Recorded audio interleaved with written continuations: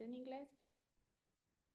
Pero si alguien tiene alguna pregunta o quiere que especifique algo, quiere que haga cierta traducción de cierto tema, adelante, puede interrumpir en cualquier momento, puede hacer preguntas en el chat, lo que ustedes gusten. ¿Sí me escucho bien? Sí, Jimena. Ok, No sé si soy yo, pero un poco bajito, pero un no sé poco si los bajito. demás te escuchen bien. Bueno, me voy a acercar un poquito más, a ver si así me escuchan un poco mejor. ¿Ok? ¿Aquí ya se escucha mejor?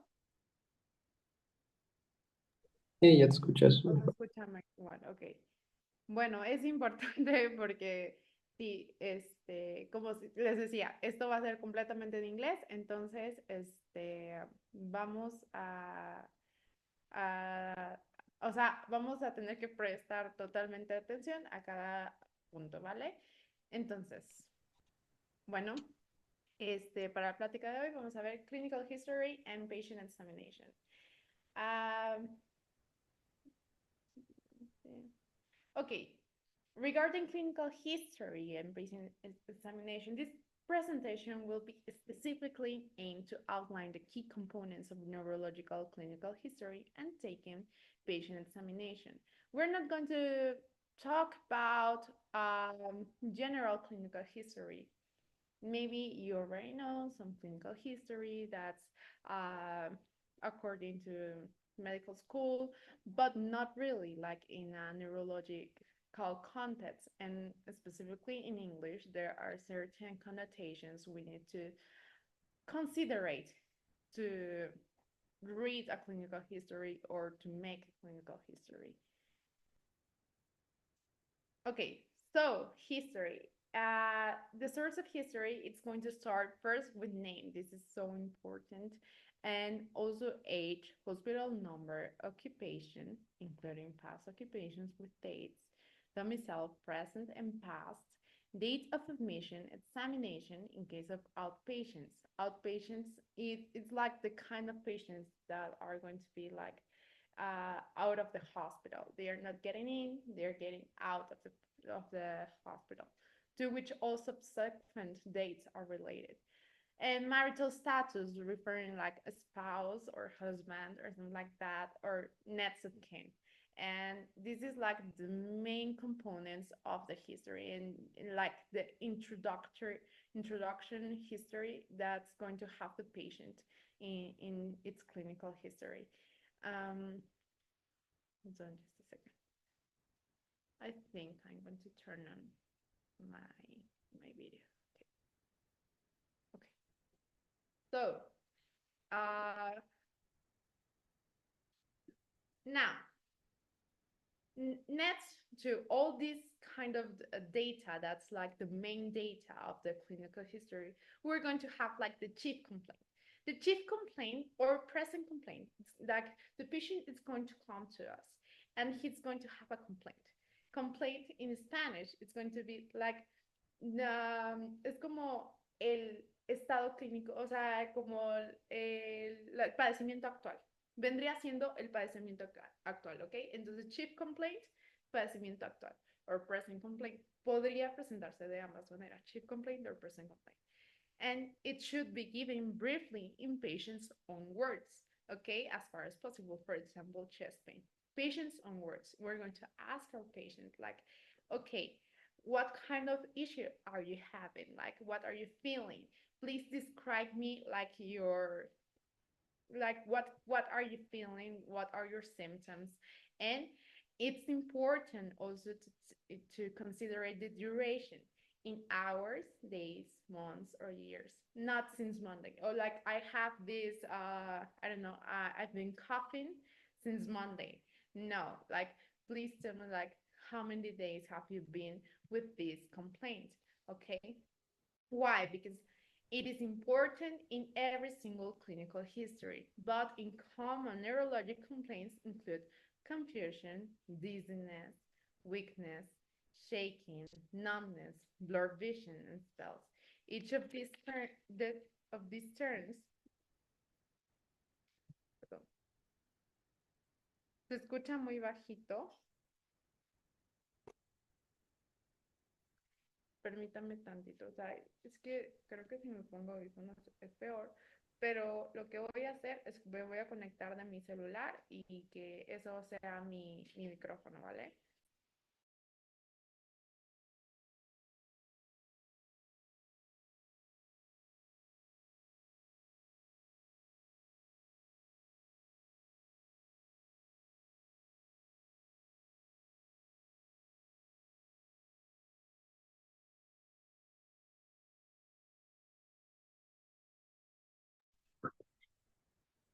Creo que aquí se escucha mejor.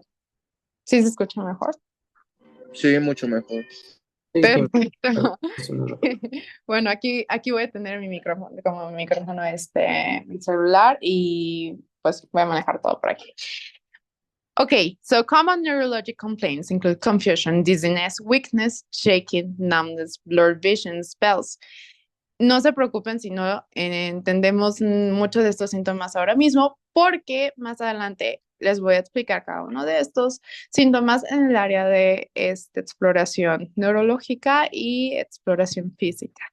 Each of these terms means different things to different people, so it is critical to clarify what the patient is trying to convey. Así como pasa en español de que muchas personas, por ejemplo, pueden confundir entre vértigo, mareos, o sea, todo este tipo de síntomas también pasa en, en inglés, ¿ok? Entonces, prácticamente sí tenemos que ser como muy enfocados al paciente y que el paciente nos trate de describir todos estos síntomas. ¿Hasta ahorita todo bien? Bueno, voy a continuar. Ok. History of present illness. History of present illness vendría siendo lo que serían los, como tal, el padecimiento actual, ¿no? O sea, cómo vamos a describir todo el padecimiento actual, vamos a describir lo que tiene y cómo vamos a describirlo en el ámbito neurológico. Entonces, aquí dice, it should provide a detailed description of the chief complaint, including the following features. Number one, quality and severity of symptoms. Ok, ¿cuál va a ser, o sea, el síntoma específico, la calidad del síntoma? Severity habla acerca de severidad, o sea, qué tan, o sea, sí, como en una escala de dolor, qué tan bajo es el dolor, o de qué, o sea, de dónde se origina, de cómo es el dolor, siendo, por ejemplo, si estuviéramos hablando de cefaleas punzante, algo así, también esto es como quality and severity of symptoms. Some symptoms, such as pain, may have distinctive pictures. For example, neuropathic pain. Neuropathic pain has like different quality. Okay, quality diferente.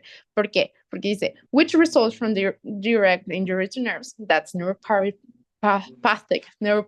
pain. It results from direct injury to nerves. May be described as especially unpleasant. Ok, eso es como un tipo de quality, unpleasant, algo que no es placentero. Entonces, si un dolor neuropático no es placentero, ¿cómo sería? Dysesthesia. And may be accompanied by increased sensitivity to pain, increased sensitivity to pain, o sea, una sensibilidad incrementada. Sería como hyperalgesia or touch, hyperesthesia, or by perception of normally innocuous stimulus as painful, allodynia. Okay, that's the quality. And severity, it's like we're trying to figure out like the severity of the symptoms. Okay. Pues con el siguiente. Okay, so location of symptoms. The distribution of weakness, decreased sensation, or pain helps point to a specific site in the nervous system. Anatomic diagnosis. Creo que esto está como que un poquito más comprensible. No creo que necesiten tanta explicación, simplemente habla acerca de que es importante tener como la localización del síntoma, dónde se ubica específicamente el síntoma, sobre todo en el área neurológica, es importante ver esto, o sea, localization of the symptom, ¿ok?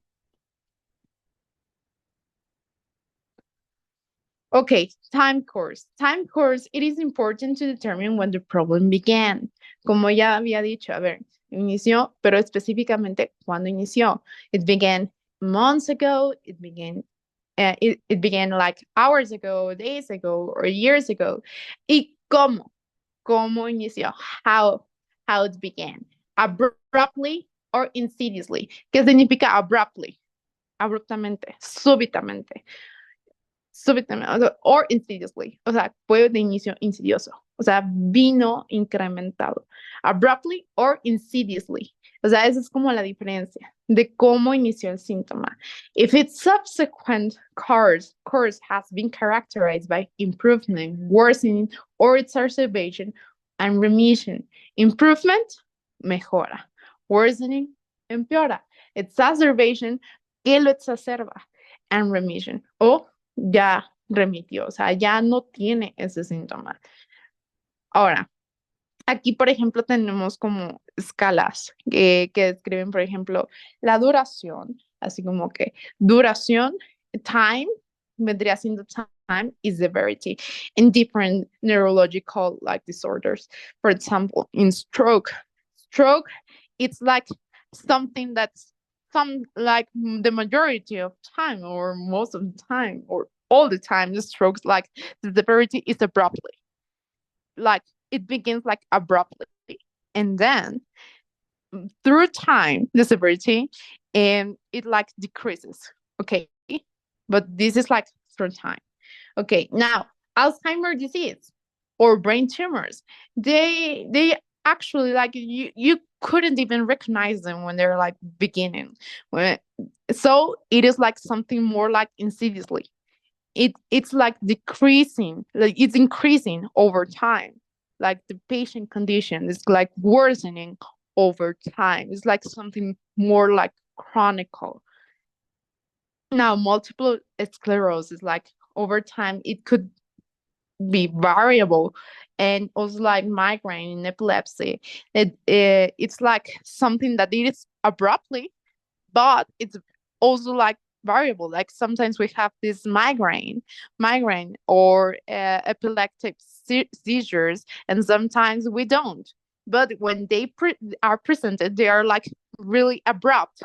So it is important to know like this is abrupt or this is insidious. All right.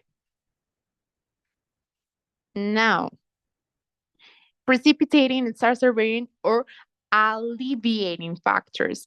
It's kind of like the same in Spanish. Precipitating, precipitantes, exacerbating, exacerbantes, alleviating, factores que alivian, precipitan o exacerban el síntoma.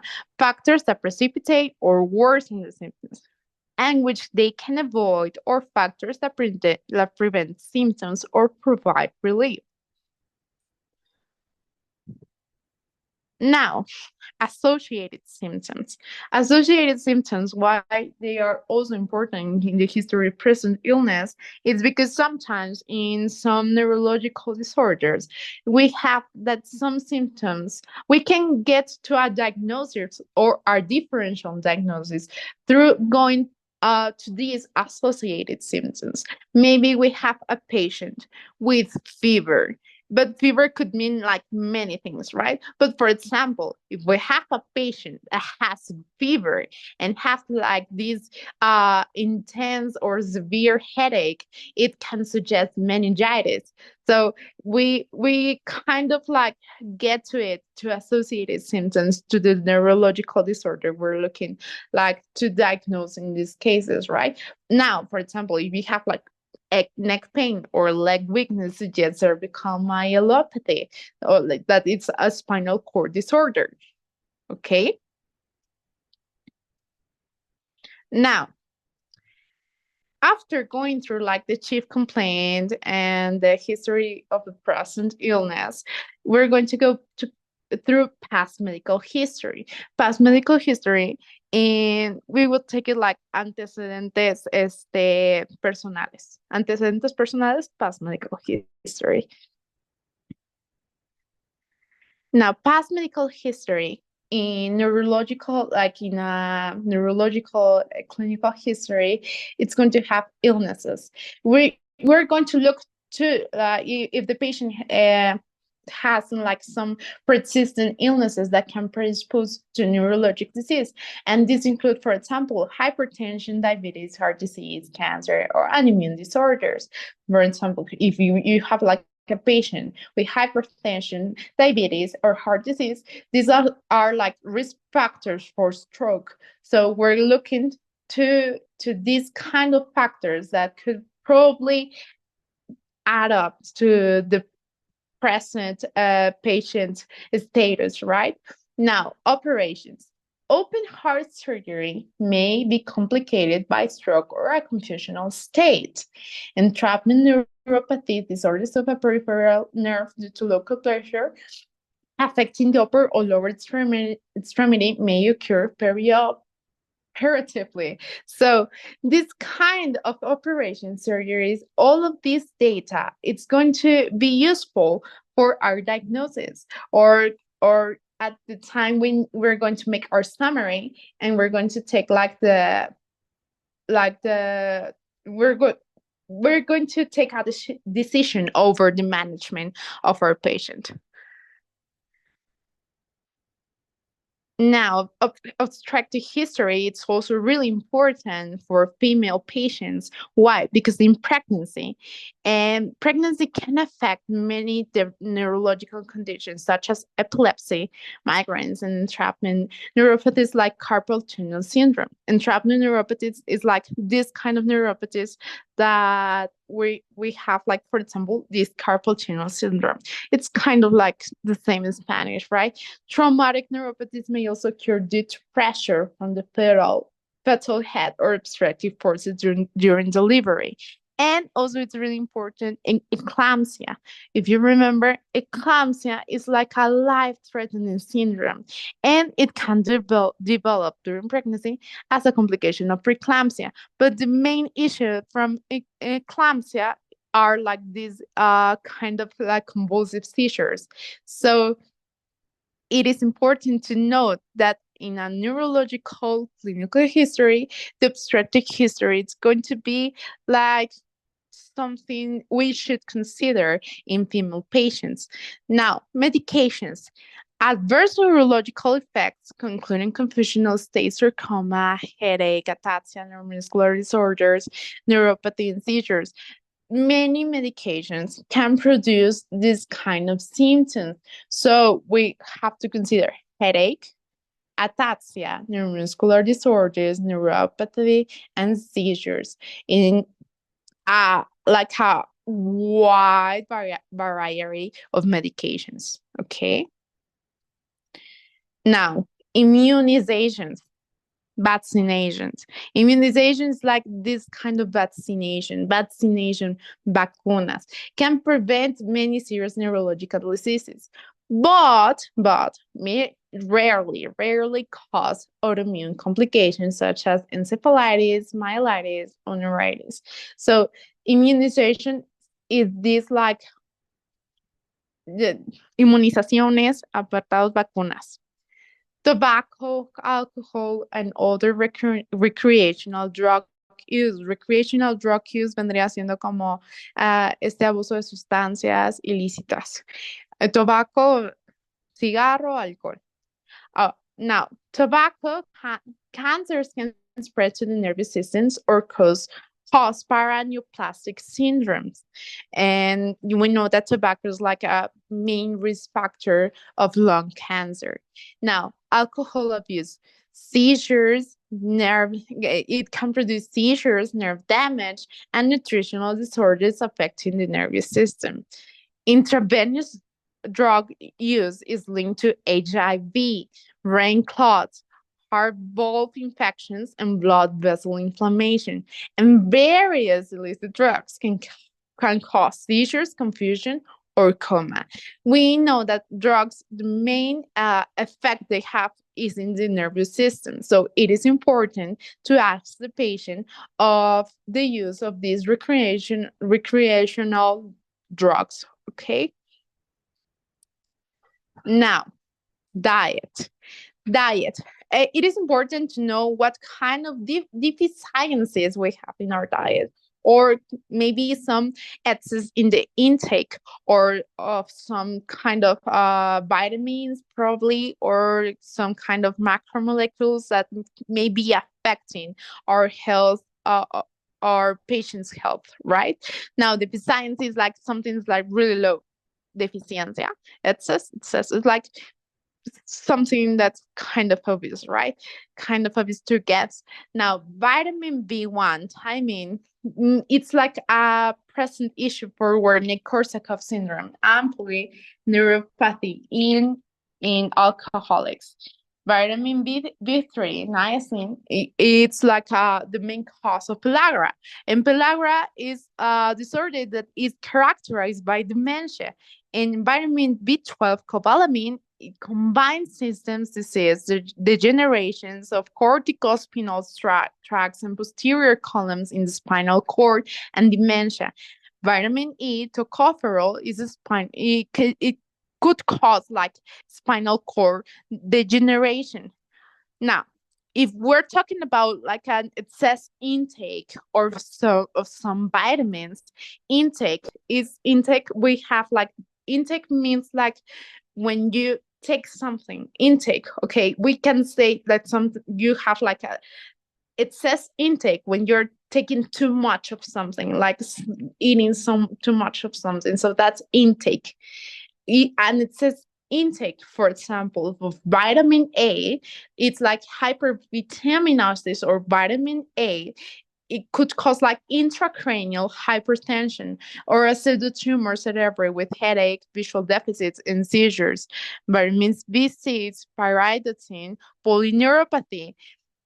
It could cause polyneuropathy. And fats, that's like oils, everything regarding like cholesterol, etc., is a risk factor for stroke. Now, ingestion of improperly preserved foods containing botulinum toxin causes botulism, and which presents with descending paralysis. And to finally, and with this like part of clinical history, we're going to talk a little about family history. Family history would be like antecedentes familiares del paciente. Family history. Now, family history. Regarding family history, we're going to look through past or current diseases in the spouse. Spouse sería siendo, o sea, esposo, esposa, and first parents, siblings, and children, and second grandparents, grandchildren, degree relatives. Okay, now, why it is important to go through family history in neurology, because several neurologic diseases exhibit Mendelian inheritance. In Mendelian inheritance, as you can remember from your genetic classes, your genetic lessons, it's about like this autosomal dominant inheritance or autosomal recessive inheritance or X-linked recessive inheritance. And some of these diseases, like here are some examples of this kind of diseases and this kind of neurological diseases that could present according to each kind of inheritance. For example, Huntington disease, it's like autosomal dominant inheritance disease. Wilson disease is like an autosomal recessive disease. And Duchenne muscular dystrophy is like X-linked recessive disease. Now, the mode of inheritance may be discernible from the pedigree. The pedigree is this, like this. This is the pedigree. And maybe some of you have already taken like genetics or something like that. Okay, so this is the pedigree.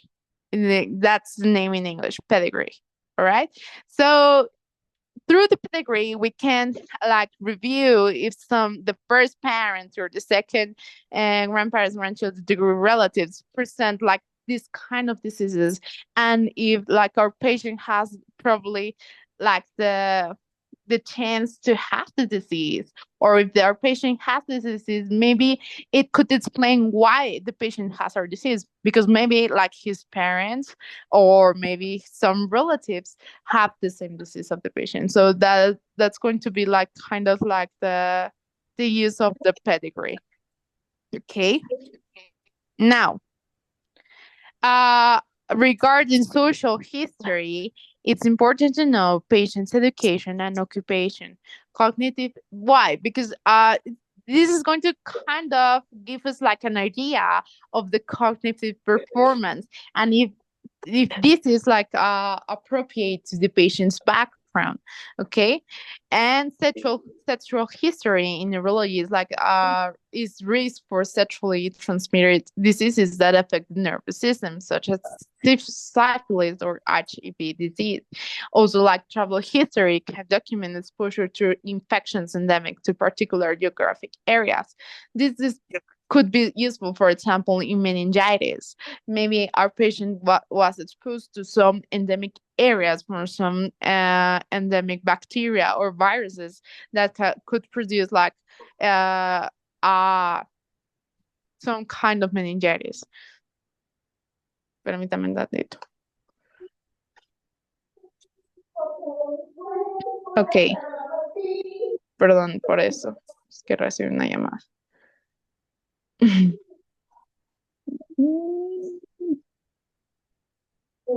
Permítame un momento.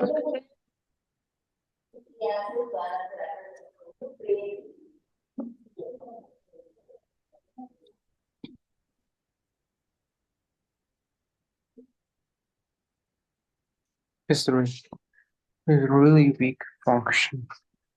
Sí, perdón. I don't understand. Espérame tantito. I don't Es que no understand. puedo ver la presentación.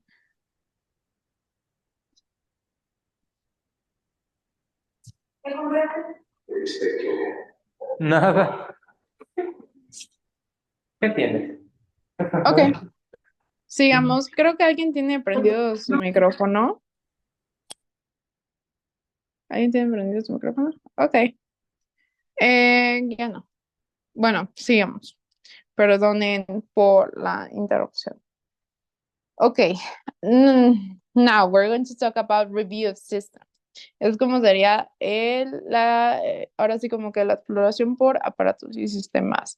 Y review systems, but focus on neurology, it's going to be like this.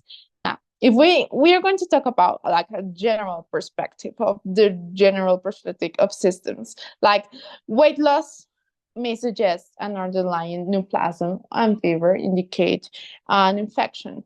Snoring or chronic daytime sleepiness may be associated with obstructive sleep apnea, which is a risk factor for stroke. O sea, aquí weight loss, pérdida de peso, snoring, o sea, vendría siendo el ronquido, o chronic daytime sleepiness, o sea, sería como muchas, o sea, somnolencia durante el día, somnolencia diurna, perdón, diurna. Y, o sea, obstructive sleep apnea, apnea obstructiva del sueño. Stroke, es importante que sepamos que es stroke. Pero por si alguien ahí no sabe qué es stroke, es EBC. Vendría siendo un EBC como tal. Immune. Systemic vasculitis may be associated with stroke or neuropathy. Acquired immune deficiency syndrome may lead to dementia, myelopathy, neuropathy, myopathy, or infections. Example, toxoplasmosis or tumors affecting the nervous system. Okay. Acquired immune deficiency syndrome, SIDA. Systemic vasculitis, vasculopatía, vasculitis sistémica. Muchos términos son casi lo mismo en español, entonces yo creo que con esto no habría mucho problema, pero si alguno entienden, lo pueden preguntar y lo podemos repasar. Ok, hematologic. Polycythemia may predispose to ischemic stroke, whereas thrombocytopenia and coagulopathy are associated with intracranial hemorrhage. Endocrine. Diabetes increases the risk of stroke and neuropathy. Hypothyroidism may lead to coma, dementia, or ataxia. Now, skin. Skin is important because sometimes characteristic skin lesions are seen in certain disorders that affect the nervous system. For example, such as neurofibromatosis or postherpetic neuralgia. Now, eyes, ear, nose, and throat. This is also important. We're going to see like later that, for example, in like our neurological examination, and when we're evaluating or assessing like cranial nerves, this is apart from cranial nerves. Of course, we're going to evaluate all of this area, right? But visual deficits can be presenting symptoms in multiple sclerosis and intracranial hypertension. Olfactory impairment may be an early feature of Parkinson's disease or Alzheimer's disease. Cardiovascular. In this like cardiovascular system, it is specifically important for stroke. Why? Because ischemic or vascular heart disease and hypertension are major risk factors for stroke. Also, like syncope may be the result of autonomic insufficiency. Now, respiratory.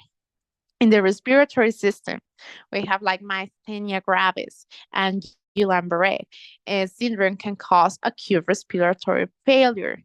For example, we have like a patient maybe with a cough, hematitis, or night sweats, and these may be manifestations of tuberculosis or lung neoplasm.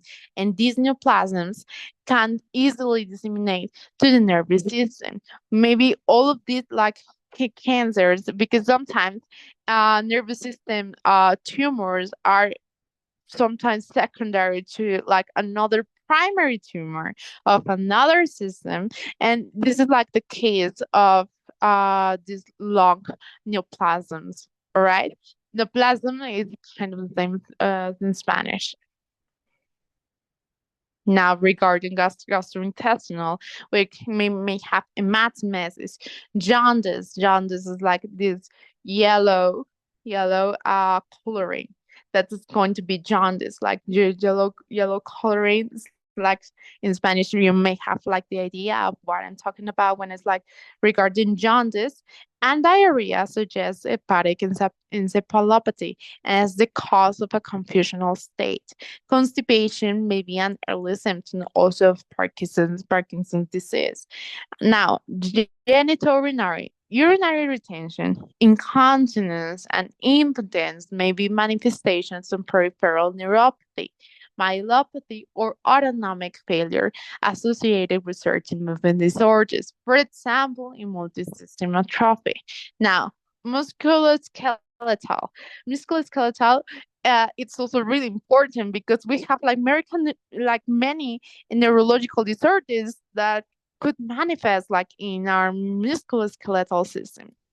So like a normal examples like muscle pain and tenderness accompany the myopathy of polymyositis. But we have like a lot of musculoskeletal disorders that could be associated with like a neurological disorder per se, right? Now, neurologic symptoms seemingly unrelated to the chief complaint. No, we're not talking about like the chief complaint. We're talking like neurological symptoms that could be like adding up, or that could be like not related to this complaint, but the patient presents these neurological symptoms. They are going to be a part of the review of systems, right? Now, can aid in the diagnosis of disorders that affect multiple sites in the nervous system, such as vitamin B2 deficiency, syphilis, or AIDS. And also, like in psychiatric, in the psychiatric system, psychosis, depression, or mania may be manifestations of several neurologic disorders. For example, in Alzheimer, that's kind of patients with Alzheimer are patients that could be presented with kind of like some depression episodes etc. Now, this is so important because like this is like the general review of systems, all right? Now, summary. Summary, it's going to be this part where we going to take like all we already have in our clinical history. So we have completed our history, and now we have like the main idea of what is going to be our diagnosis, right? And so the examiner is going to have like this clear understanding of the chief complaint, including its location, time course, as well as familiarity with elements of the past medical history, family and social history, and reviews systems that may be related to the complaint. This information helps guide the general physical and neurologic examination, which should focus on areas suggested by the history. If we already have all of this data, all we have to do is kind of like give us an idea of what could be the diagnosis of our patient. Now, in neurology, it is important the clinical history because sometimes our patient is going to have like a lot of symptoms that are going to be characteristic of some neurological disorders. Now, if we have our patient and we make a correct clinical history, it's going to lead us like to a good diagnosis, like a precise diagnosis for our patient. Maybe we are going to use some kind of auxiliary imaging or something like that, but it is important that first we have our clinical history, and that's why I wanted to start like this course, like this English course for you guys with clinical history. And we're going to start with some basic things. Maybe it's going to be boring, maybe it's going to be like kind of stressful sometimes, maybe redundant, but I wanted to like specify and clarify this part so it could be useful for you in the future. Maybe if you want to make like some kind of rotation and to another area, and you're going to need this information and you need to have this information very clear. And because if you are going to see patients or you're going to be like in some kind of neurological area, you have to have this information very clear. Okay. So that's everything about clinical history. Bueno, eso sería todo. La semana que viene veríamos como tal el apartado de examination.